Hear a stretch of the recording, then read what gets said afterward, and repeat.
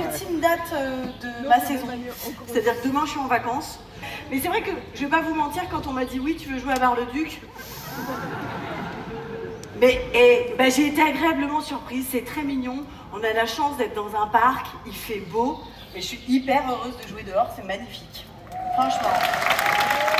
C'est devant quelques centaines de personnes que Bérengère Krief a lancé la première édition du Festival de l'humour à Bar-le-Duc. Ce nouvel événement dans le parc de l'Hôtel de Ville n'a pas déplacé les foules. Sur les 1500 places mises en vente, un peu moins de 500 ont trouvé preneur.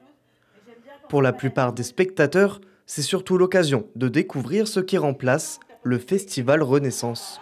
Le cadre est trop chouette. Franchement, c'est un bon début. Il n'y a pas grand monde, c'est un peu le problème.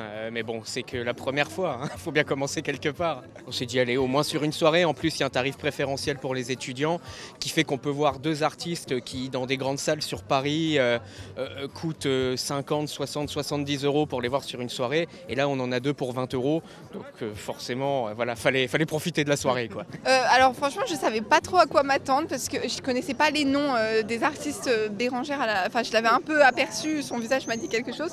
Mais j'avais un peu des a priori sur les one woman show et les one man show. Et finalement, en fait, c'est trop bien, ça met à l'aise, c'est super drôle, donc j'ai adoré. Non, c'est passé vite, j'ai pas vu le temps passer.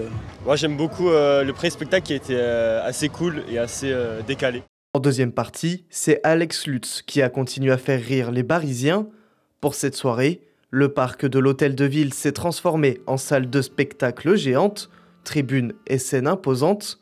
Pour la municipalité, ce festival de l'humour est avant tout un moyen de faire découvrir cet art peu présent dans le secteur. On attend surtout de voir un certain nombre de têtes d'affiche nationales qui ont fait le pari qu'à Bar-le-Duc aussi on pouvait passer des moments en s'amusant et en écoutant tout un tas de personnes qui travaillent autour de l'humour.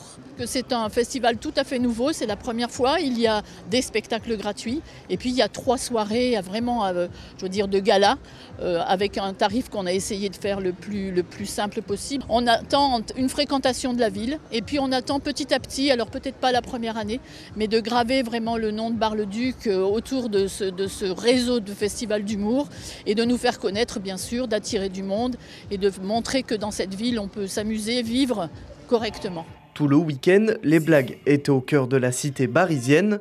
Des spectacles ont eu lieu sur la place Reggio ou encore au collège Gilles de Trèves.